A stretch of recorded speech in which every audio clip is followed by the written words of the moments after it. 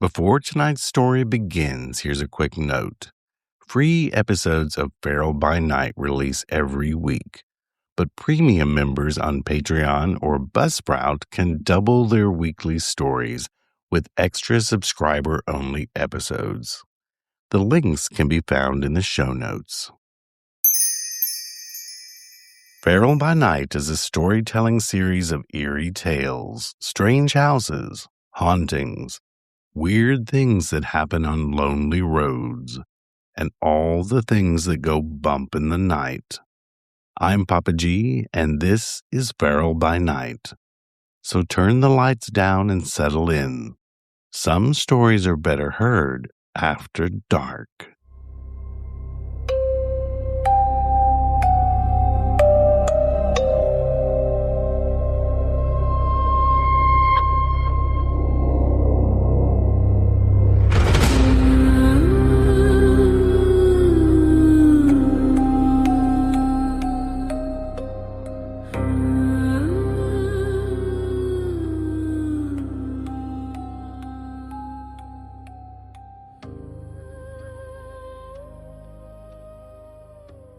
The first key appeared the morning Eden Hale found her bedroom door standing open, even though she had locked it before bed. She lived alone in a narrow old house with pine floors, glass doorknobs, and rooms that stayed cold even when the heat was on. Eden had bought it because it was cheap, but she had also bought it because every room had a door she could shut. After a break-in years earlier, that mattered to her. At first, she blamed the house. Old doors shifted. Old latches failed. A floorboard could rise just enough to make something swing open in the night. She stood in the hallway in her socks and told herself that was all it was, until she turned back toward the bedroom and saw the plant on the dresser. It was a tired pothos in a chipped green pot, the kind of plant that usually survived anything. Eden had taken it from her mother's apartment after the funeral and set it near the window. She watered it when she remembered. Most of the leaves had gone limp and a few dead ones had fallen into the saucer. But that morning, something brass hung from one of the vines where a new leaf should have grown. Eden stepped closer. The object was a key, no longer than her thumb, with a round head and 3 little teeth. A thin green stem had grown through the top of it, holding it in place like fruit. The metal looked old, but the edges were bright, as if someone had used it for years and polished it with their hand. She touched it once and pulled back. It was warm. Eden left it on the plant until after coffee. She kept looking toward the bedroom as she moved through the kitchen, waiting for the key to stop being there. By noon, she was still scared, but she wanted to know what it opened. She took it from the vine, and it came loose with a small, wet snap. She tried it in the bedroom door first. It didn't fit. She tried the closet, the old trunk at the foot of the bed, and the lockbox where she kept her passport and house papers. Nothing turned. She was about to drop it into the junk drawer when she noticed the small locked drawer in her writing desk. That drawer held things she didn't like sorting through. There were letters from her mother, old photographs, and papers she had carried from apartment to apartment without ever reading twice. She hadn't opened it since moving into the house. The brass key slid in easily. The lock clicked before Eden had fully turned her wrist. Inside, the letters and photographs were still there, but something had been placed on top of them. It was a photograph Eden had never seen before. It showed her bedroom at night, lit by the blue streetlight outside the window. Eden was asleep in bed with the quilt pulled up to her shoulder. The picture had been taken from the corner near the dresser, right beside the plant. Eden checked every room before sunset. She opened closets, cabinets, the space under the bed, and the little storage door beneath the stairs. Nothing was missing. Nothing looked disturbed. But the photograph was real, and it had been locked inside a drawer she hadn't opened in weeks. By evening, another bump had started growing from the plant. This one was small and pale at first, but there was metal under the green. Eden cut the vine with kitchen scissors and threw it in the outside trash. A thin sap ran down the cut stem and onto her hand. It smelled like old pennies and wet dirt.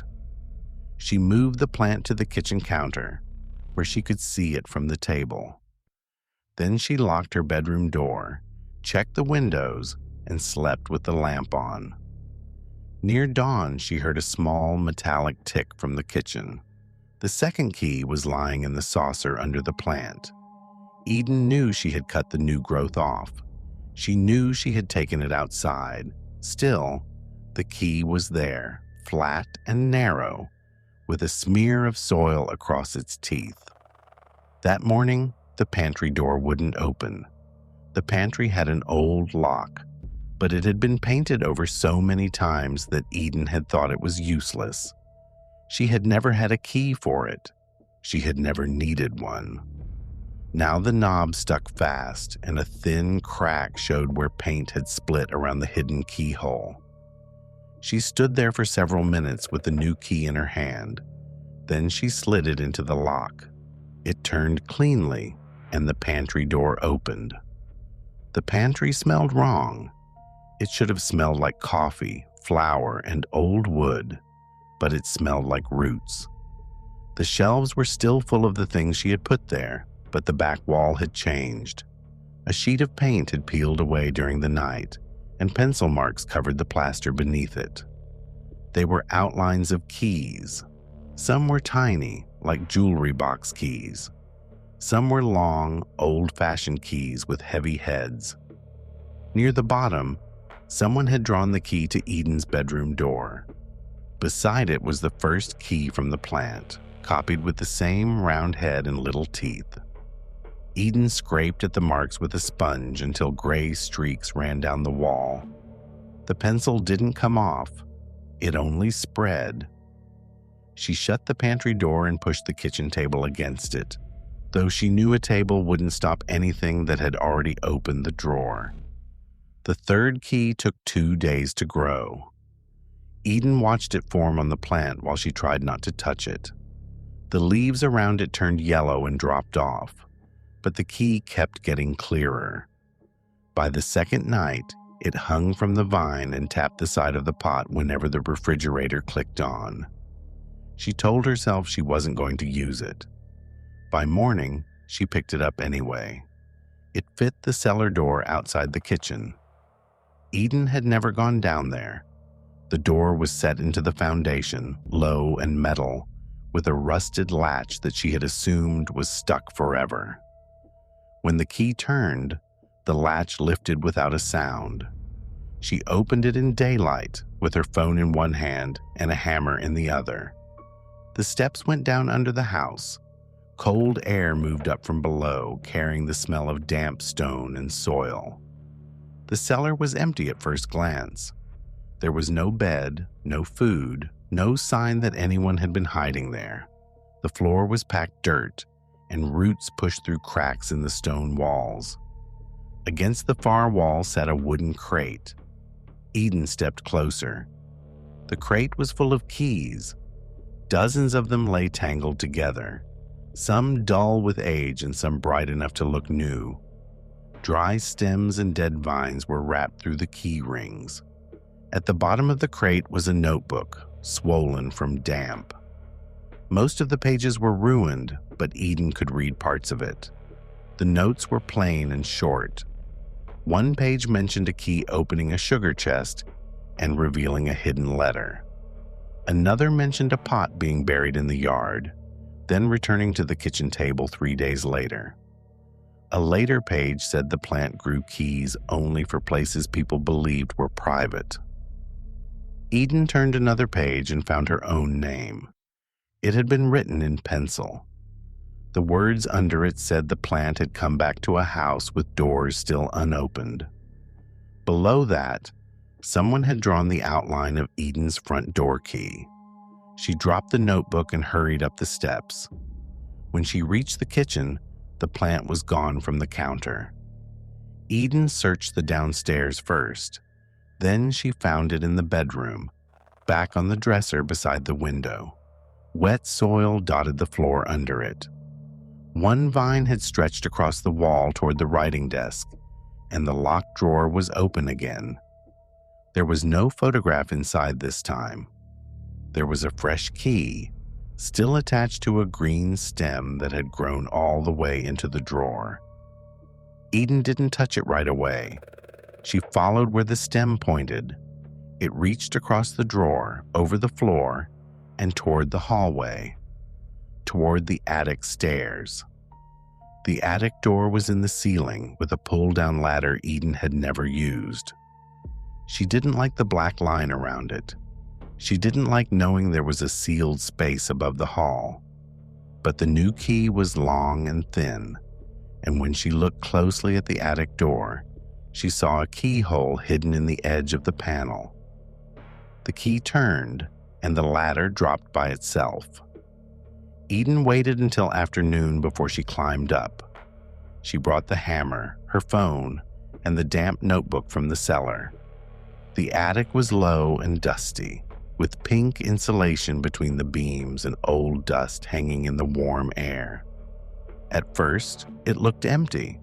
Then her phone light caught the pots. They lined the far wall, more than 20 of them.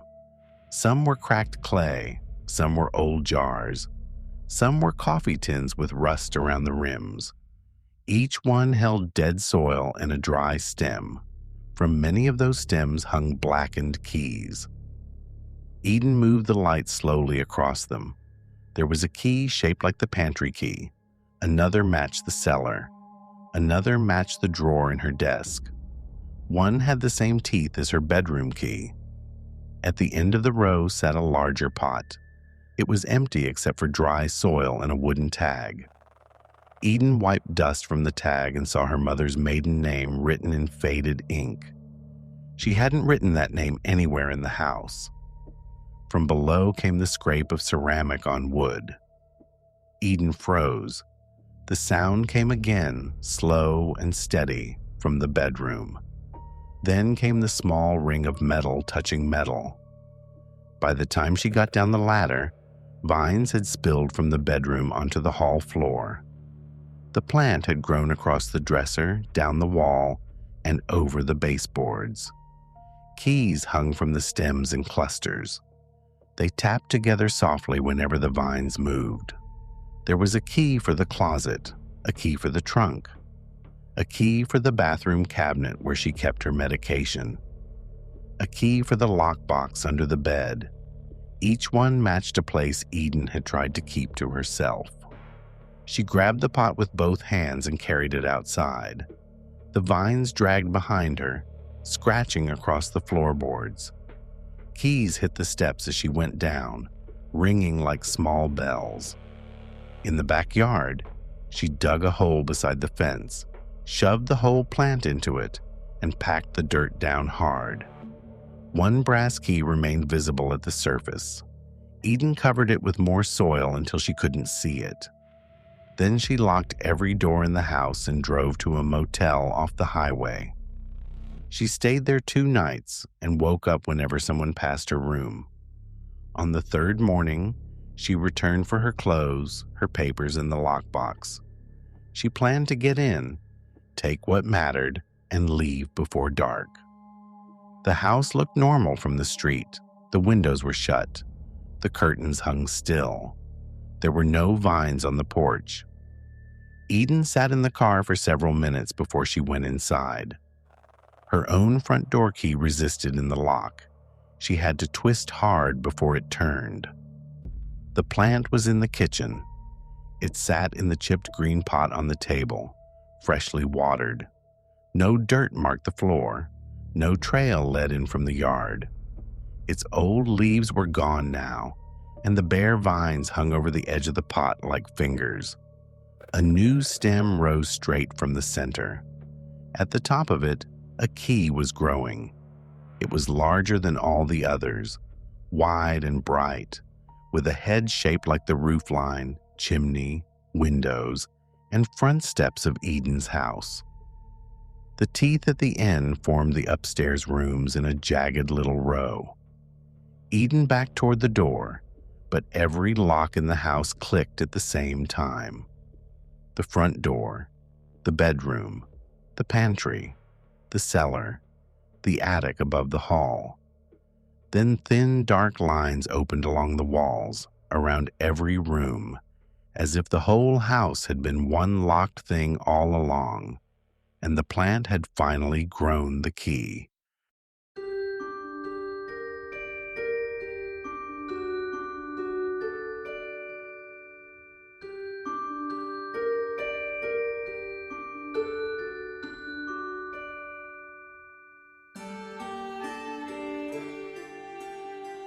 Feral by Night is the sister podcast to The Feral Folklorist.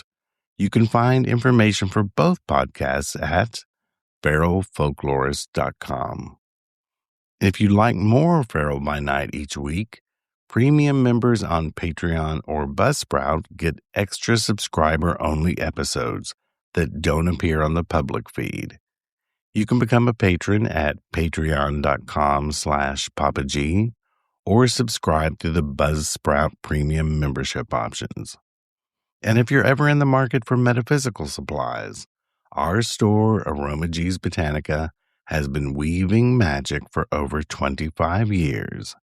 That's over at aromagees.com.